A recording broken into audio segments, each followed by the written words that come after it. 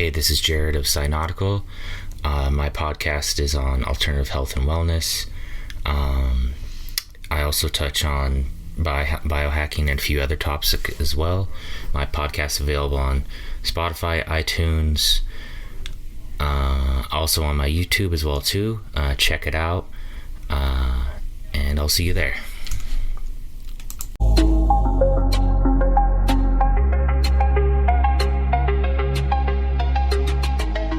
Today I'm interviewing Andy Travis, creator of Unshakably Fit.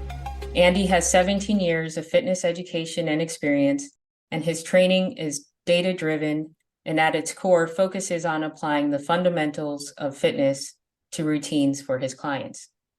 I sought out Andy to interview because I trained at one of his gyms, Roots Fitness, which was what I would call a functional fitness facility.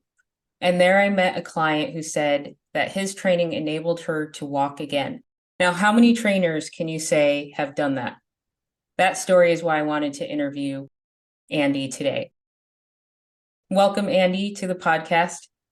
Thanks so much for having me. Looking forward to it. So we're going to get into that story that I mentioned later in the podcast. But first, I'd like to just get started with the audience learning a bit about you. And just adding to that intro a bit, why I wanted to interview you is because your training methods focus more on function, ability, and longevity, more so than aesthetics, at least in what I observed at your gym. And that's the focus of this podcast. It focuses on lifelong health and fitness. So if you could say in a few sentences, how would you describe Unshakably Fit's program? Fundamentally, it's a 12-month program. The program is designed to collect data, which we're constantly revisiting so that we can make sure that we're progressing in the directions that we're looking for. What that program looks like is going to be primarily based off of certain skill acquisition that the client's looking for. For example, the individual we're going to discuss, her basic skill was to walk again. Sometimes someone's basic skill is a handstand. Sometimes their basic skill is to learn to take care of themselves, to create a sustainably fit lifestyle. So fundamentally, it's a simple program to help acquire simple skills for a very effective and sustainable life.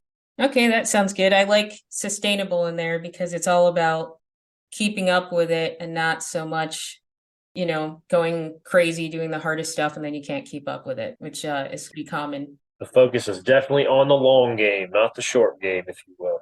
Yeah. So earlier in the podcast, in the intro, I mentioned that Unshakably Fit focuses on, at its core, is fitness fundamentals. So what is comprised in your fitness fundamentals that you use to prescribe to clients? Well, I'll tie into the Roots theme. You mentioned a gym that I used to have in San Antonio, Roots Fitness. What the goal of the fundamentals of fitness is to tie all our musculature back into the root of where our movement starts, which is at our spine. So by learning the fundamental function of how our spine is designed to coordinate with gravity, which is all physiology is, we teach the body how to balance itself out, how to let go of tension where it's not needed, gain tension or strength where it is needed, and just fundamentally create just a good physical existence that's very comfortable. And as I like to say, allows us to go anywhere and do anything at any time. Okay, so going on to that a bit more, in the intro I mentioned data-driven as well. So what data do you look for with your clients and how do you gather the data? Yeah, we do collect the basic data, body composition or BMI, depending on what the individual is looking for. We may look at body fat percentage, maybe it's basic weight. But in all actuality, a lot of our data is very fundamentally based on what the client's looking for. Examples is, I have a client who is a 4th degree martial artist who's looking to apply better movement patterns to his martial art. So his data is really a strange one. It's just basically videos. And each of those videos, the visual data we're collecting shows an individual who's moving more confidently and more smoothly through these martial arts routines without any of the discomfort that he used to have. Of course, on the flip side of that, I have an individual I'm training with who's 23 years old, and he let college put on a little bit of weight, and all he wants to do is begin to develop healthy eating habits so he can come back down off of that. And all we're doing is fundamental data collection of how many calories he's eating every day.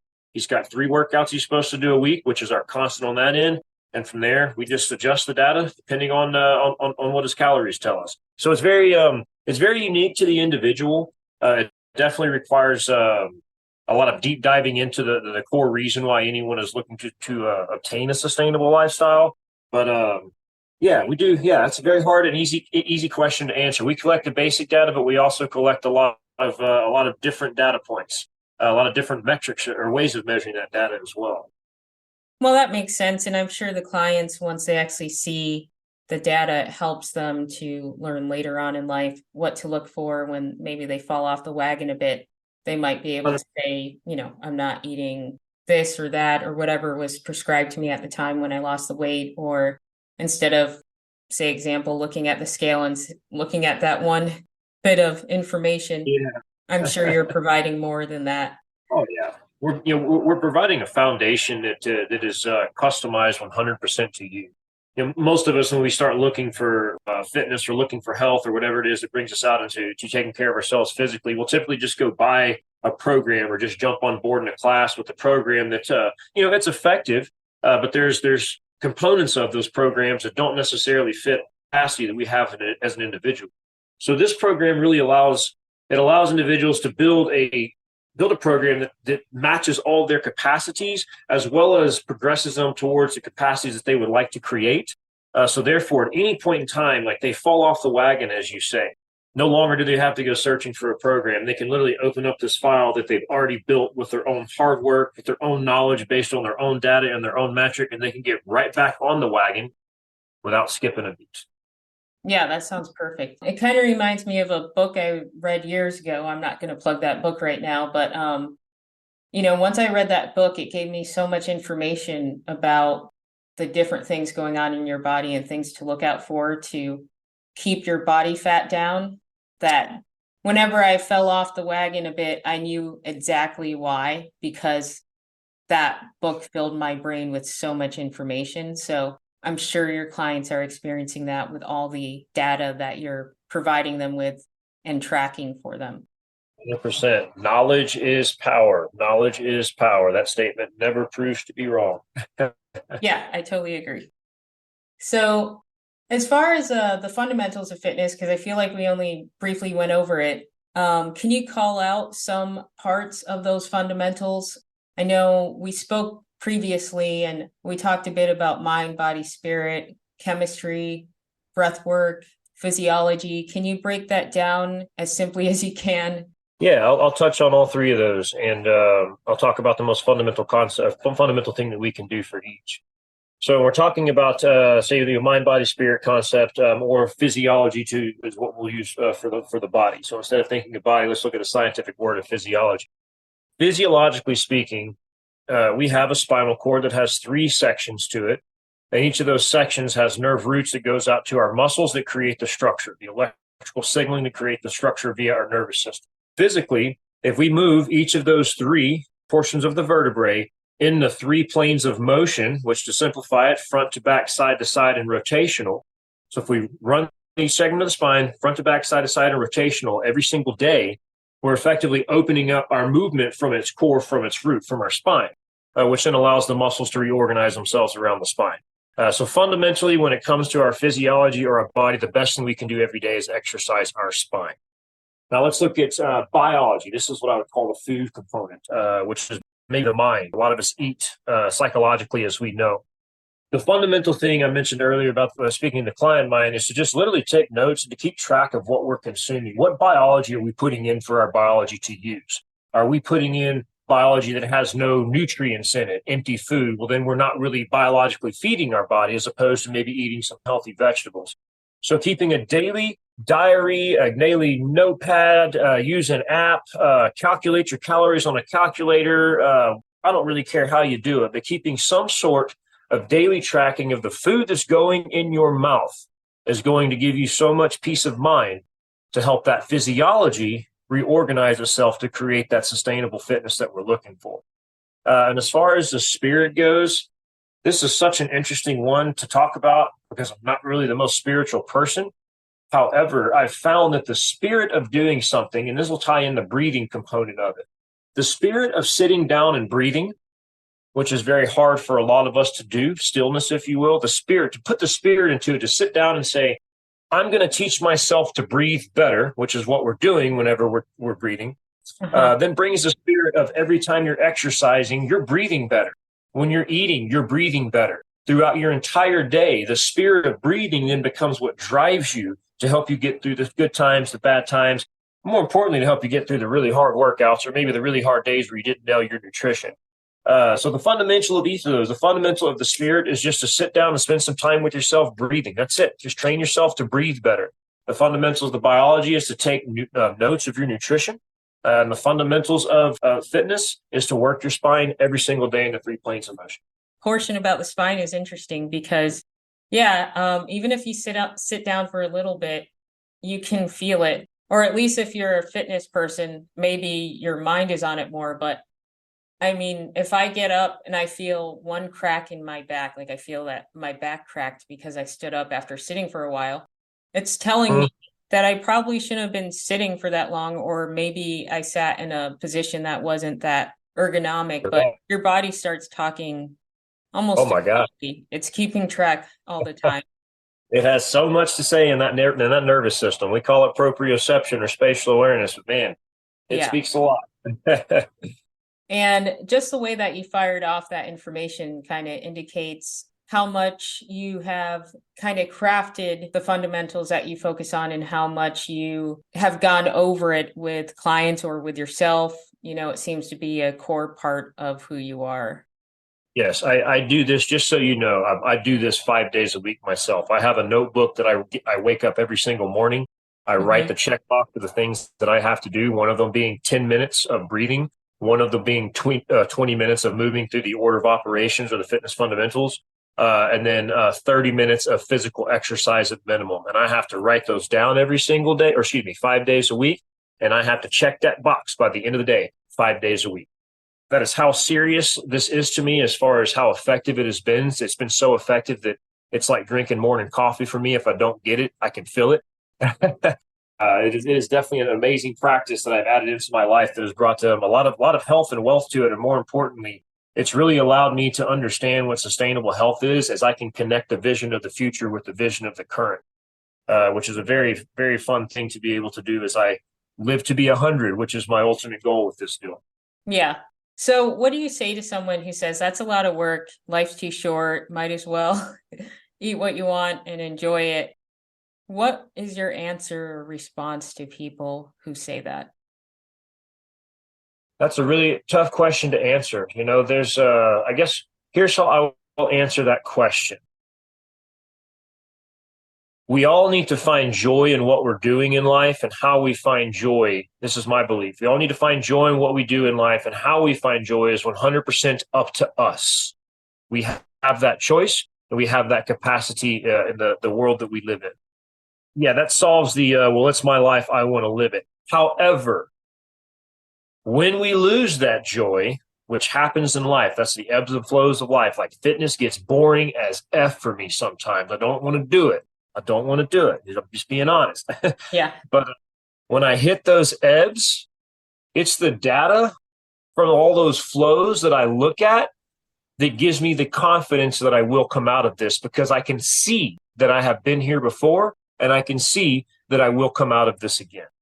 So having that hard measure on your life really allows you to get through those tough times when we seem to lose joy. And it's happened to all of us where we've made a decision because maybe life wasn't the way we wanted it to be. And then later on, that decision came back to impact or to haunt us. And in hindsight, 2020, we already did that before, but we just missed it at the time because we were in our ebb, if you will. So this data, this metrics, having some way of just measuring your life for your success, I think is very vital, just to ensuring that when you get off the path, it's easy to get back on it. It's sustainable. Yeah, that's a great answer. That's a great answer, because sometimes you overlook what you already went through. But if you're making note of it as you're going through it, then you have that history to look back on. And at that point, you have no excuse really to say, I'm not going to show up. Or it's not even about an excuse. It could be your motivation to go again. Yep. And it could also be confirmation that you've already done this and you already overcame it. And sometimes your perspective was just a little bit different. So sometimes you could just make a mental shift to, oh, well, this time I'm thinking about it this way, but when I went through it in the past, my perspective was a bit different. So I just have to get back to that perspective. Would you say 100%. all those things kind of feed into it? 100%. 100%. 100%. 100%. Yep. All true. Yeah. Yeah, because there are some fitness people who are anti logging too, which they can be anti logging their training, but what the example you just gave is a good argument for logging your training. You never know when you might need it, you know. I wouldn't even call it an argument. One thing that I have learned and I will never forget because life reminds you all the time, and it's something I have to tell myself, is that I can't help everybody. And what that means is the methodologies that I have found so much success with are going to help some people. It will not help every single person. No one's methodology will help every single person, just for the clear understanding of the fact that there's so many different ways of living in this world, right? So I personally would never say that or argue against someone who's saying, well, I think this is the way to do it. Because you know what? Hey, you're right. And so am I. What you're doing works for a lot of people. And the point here, the thing that you and I are coming together on is that we're here to help people get physically fit for a lifetime. And if both of our ways are working with a shit ton of people, excuse my French, but we should probably both shut the fuck up and listen, right?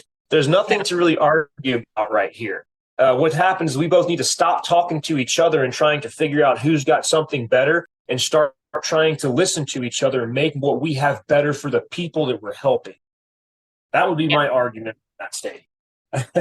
Yep. You can't help everyone, but if you help someone, that's worth it. Like your client who said, you helped her walk again. So can you describe that experience or the training that you provided to that client and specifically what she was dealing with? Because I only have a sentence from her, so I don't want to miscategorize anything. But can you describe training that client and the outcome and how she ended up to you? Absolutely. Yeah. The individual, I guess we'll keep her name off. I'm not really sure if she would care. I haven't spoken with her recently, but she came in with necrosis of, I believe it was her right hip socket. In other words, she just had an injury that severed some blood vessels, and she was just not really going to have a healthy hip as far as what we would consider one with all the suspension in it, if you will. So the only option that we had with her was to see what musculature that still had blood flow to it that we could get to function to help create strength so we could satisfy the one thing that she wanted to do, which was to be able to walk, just walk like a normal human being. So we set a goal for her. I think it took us, it's probably been about 3 years since this happened. It probably took us about 1.5 years, maybe 2 years, I'll say. We set a goal for her to cover a 5K. So we signed up for a race. We went to that race and we did 3.1 miles together. It took us about 1.5 years, 2 years to get there. So our goal was to walk, and the 5K was to get us there. That was our measure. That was our metric. That was the data point that we were aiming for. So whatever we did, we had to make sure that we were moving towards getting that 5K done. So we started with the fundamentals of fitness, or the order of operations, which the order of operations, I haven't talked about it too much, but it's the physical guide for that spinal exercise that I was speaking of earlier. So we started working through the order of operations with her spine just to see what was available to us as far as her kinetic ability, what kinetic change, what nerve cords were still available to create movement in the muscle. And once we were able to identify that by running through the planes of motion, we then started using kinematics and kinetics, which kinematics is kind of a newer term, but it's basically how a client would describe a sensation of an exercise. So by looking at the kinetics of how the human body should function and listening to the kinematics of what Erica was telling me, I don't know, I don't think she'll mind. Hearing her kinematic experience about what she was actually feeling, we were able to come to a middle ground to ensure that we were never doing too much or never doing too little. We basically built a scale of 1 to 10 of pain. And as long as we were working below a 5 of pain, we could continue to do an exercise. But anytime we bumped above that, we'd have to sit back and reassess. So we use the fundamentals of fitness, the order of operations. I basically looked at the geometry of what human physiology kinetically is supposed to look like, related that with what she was telling me she was feeling. And together we got her to that 5K, and she did it. She walked all 3.1 miles of that 5K with the help of a stick. Wow. Yeah, that takes a lot of Right? dedication from her and also a lot of knowledge from you. So, She was a willing client, and you can only help the willing, and that's what that's truly where the success was driven from, was her willingness to just show up and do it on days when it hurt, do it on days when it was just almost impossible to do. But man, talk about an inspiration. Goodness. yeah, and that's true. You can only help the willing. I remember that as a trainer myself. Now, you did mention on days when, it hurt and days when it didn't. Obviously, your training, you tailor it in a way that there's no overtraining risk that she has to worry about. Oh, 100%. Yes. I So, can elaborate on that if you'd like for me to, how oh, we do. yes, please. Cool. There's fundamentals of fitness and the order of operations. I'll refer to it as the order of operations because now we're getting into like the details of how this guy works. There's four levels to this guy. There's our static, there's our static, our activating, our mobilizing, and then our strength component of this. And this is basically a scale that we need to work on, right? So on this scale, this scale of activating muscles, we can activate muscles in a way of length, like flexibility, or a way of strength, such as like think big muscly people. And then right in the middle of that is where mobility comes in. Okay. So what we do, we use static exercises to help create the length that we need. And, say, for example, she would come in and things were just real tough and there was just a lot of pain. Our main goal that day would be to create space, to statically sit, activate the muscles, mobilize them to create space. But on days when she came in and she felt great, there was no pain. Well, we would use those days to slide over to that strength side of the scale to start to put some strength into those joints. Because, all right, we're feeling good. There's space to move. Everything's working well. Let's strengthen whatever we can strengthen within the hip, within the core, so that the next time we come in and we know there's a pain day, we know that we're going to be putting space back into some stronger muscles, therefore creating mobility using this fundamental little scale. So it was to kind of tie in that kinematic approach to it. There was a plan, but this plan was just so pliable by using this scale that we may spend 2 weeks on nothing but length exercises with her, just because that's the current state of her body and the recovery she's in. And then we may only have had 2 strength days in there, and then we're back to length again. But in the greater scheme, we were letting her body tell us what it needed because she was in such a severe state of injury, such a severe state of trauma. Yeah. And so going that way, that feeds right into sustainability and lifelong fitness because you're not trying to rush that goal. You're doing it as her body can actually handle it. Right. 100%. Yeah. We have this idea that we're all Olympic athletes. Yeah. We all seem to approach our workouts like, I haven't worked out in 5 years. I'm going to go into this gym. I'm going to be just like the number one Olympian, right? And the truth is, like, that is not us. The Olympians that what we don't ever see is all the things that it takes to make that success, such as the recovery period, nutrition, the rest, like all those things that they incorporate into their day, the same way that we incorporate time into our day. We associate, or we give 8 hours to work. Well, they may give 4 hours to rest, 2 hours to work out, and 2 hours to eating because that's their 8-hour day, right? So they allocate their time to do all these things that we just don't have the time to do because we're not them. So we have to change our approach and what we think about workouts. And we're not going there just like, I just need to get a good sweat. Like, no, we're going in there for a very specific person, and that's purpose, and that's to understand the current kinetic state of our body so that we can ensure that whatever workout, exercise, whatever we do that day is helping our body progress, as opposed to just beating it down or getting the junk out or insert whatever reason that we desire to exercise. Yeah. And that needs to be, practiced a whole lot more, if you ask me, throughout gyms, especially gyms that have trainers. That's not a common practice. It's more about make people feel like they did something. That's their main purpose. So your method definitely is more effective and long lasting. And I'm sure clients come away understanding when they go off on their own, if they go off on their own with training, that they don't have to beat themselves up to get results. Yeah. And sometimes there are days where I have on myself where like, man, it's just a day where like, I'm not really feeling it. I don't really want to be here, but I don't really care. I can just tell because I'm kind of being an a-hole today. Maybe I'm in a stressed out mood. I got to go kick my butt in the gym today. Sometimes you have to do yourself, and I'll do that. I'll do that to myself with a workout. Like, okay, this is a good hard workout. I've just got to go all in on this one and just see what I can get done. And then there's days like today. Today was not my best day. I woke up not necessarily feeling well physically. I feel great mentally. I feel great everywhere else, but I've been having some discomfort that's kind of plagued some other injuries in my lower back. So the workout that I did today, man, I just took it in stride.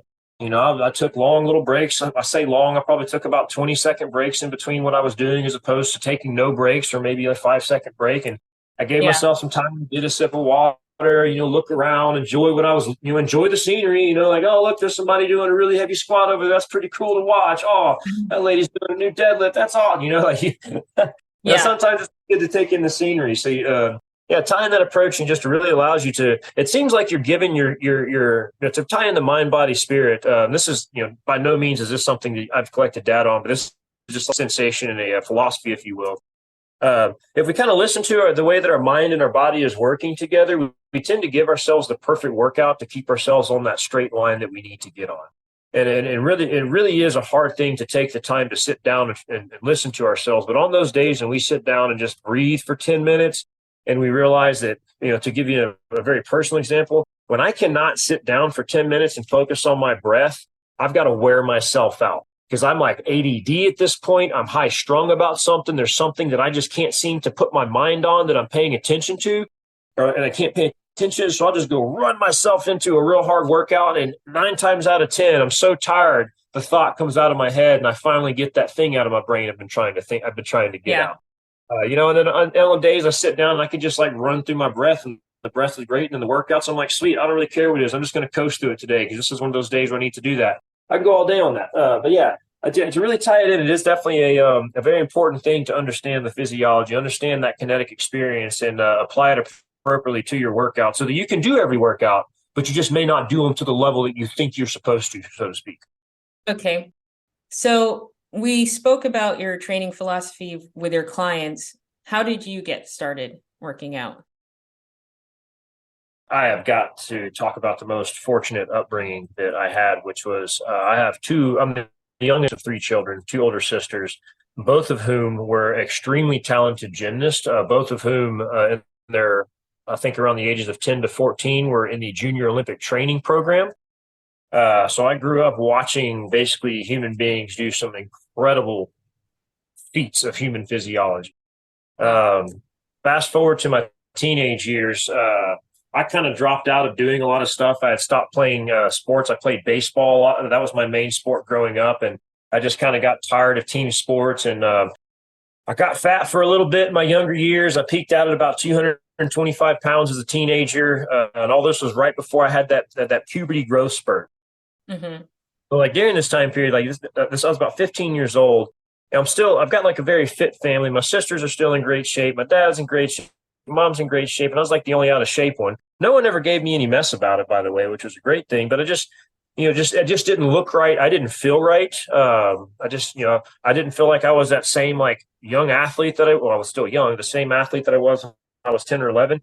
So I took it upon myself to start exercising. And I started riding a 9-mile loop on a bike as often as I could when I was about 15 years old. And I had my sister write down kind of a rough nutrition plan for me. I started doing this and I literally have not stopped. Wow. I'm pretty sure I still have that piece of paper somewhere with that plan, but I followed that plan and I still follow it to the point to where I still eat the same breakfast that she recommended me eating, which was eggs and toast. And that's my primary breakfast to this day. But throughout this time period, I just went on to develop the practice for something that was very effective for me. I did a lot of tours in different forms of fitness. I taught, trained, and competed in powerlifting. I taught, trained, competed in bodybuilding, taught, trained, competed in strongman. I trained and competed in obstacle racing, trained and competed in many different distance races, trained and competed and taught CrossFit as well. And during all those different disciplines, practicing all these different forms of physiology is really the thing that really helped me identify the fundamentals of everything and really figure out that although we're training under a different badge, we are all fundamentally training the same thing vis-a-vis the order of operations that I've been mentioning here and there. So yeah, Wow. that's kind of my start to finish in a nutshell. Yeah, that's a extensive experience, which is great for your clients, I'm sure, when they come from Yeah. when they have different goals. So 22 years of personal experience and 17 years of professional experience. yeah, you might as well count that other experience. Yeah, that's true. That's what built the foundation of it. Yeah, Literally defined my career path in life. yeah. So what are your current health and fitness goals? Oh man, this is such a sad thing to have to say, but currently my health and fitness goals are to heal my lumbar spine. I chipped a piece off of my L4 vertebrae during a tripping and falling accident. Unfortunately, doing nothing cool, but broke a piece of my spine off last October. Herniated 2 discs in the process. Bulged 2 of my discs as well, or that's the same thing. Excuse me, a tore. That's what it was. Tore the 2 discs as well. So my current health and fitness goal is literally just get back to normal. There was a long period of time where I would struggle to stand up straight. And you want to talk about having the perfect client? The Erica was Yeah, the perfect client, so that whenever I've had my issues, it was very easy for me to already know what to do. Which to bring that data point is because I already built this program and taken this data on someone else. It was very easy for me to find confidence that I was going to come out of this injury and not be sidelined anymore. Yeah, so my current fitness goals are to get back to competition shape. This is I didn't compete in anything this year, haven't so far because of it. And as soon as I can get back to where I can do the competitions that I like to do, whatever that may be, then I'll be super excited and super happy. That's where I'm at now. yeah, life is unpredictable, and it's good that you focused on longevity type of movement before you got that injury, because not only do you know what to do now, but it probably will make it easier to recover, I imagine. No, Um, it definitely, and it has actually helped me improve on a lot of things as well. As I've gained better spinal function and strengthening all those little spinal erectors and all those nervous connections. Uh, I mentioned CrossFit. That's what I was competing in most recently, and my favorite move in that is the muscle up.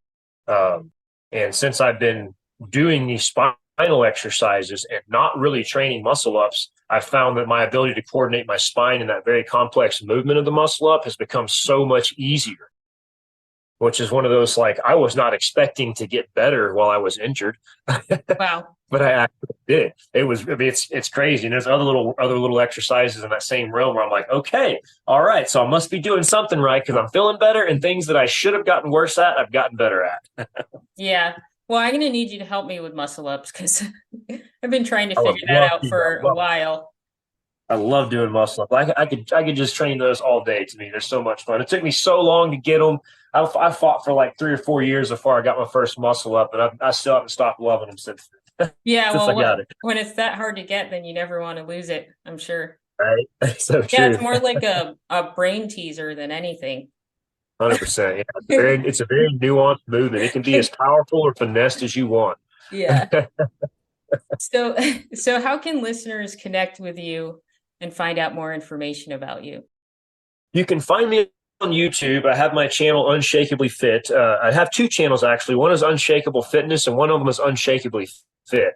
The Unshakable Fitness has a lot of my older stuff on there, and if you go on that channel, you'll be able to see a lot of the information that originally got me started. But to communicate with me and see some of the newer stuff, check out the Unshakably Fit YouTube channel, and you can also email me at unshakablyfit@gmail.com. And are there any motivating words that you can leave for listeners? 100%. I tell every single person the only way that you're going to find success is by remembering this. If you do the work, it will work for you. Yeah, that makes total sense. Well, Andy, I'd like to thank you for joining me on this podcast episode, and I hope you'll join me for future episodes because you have a lot to teach listeners. I will gladly offer any information I have to anyone who's willing to listen anytime.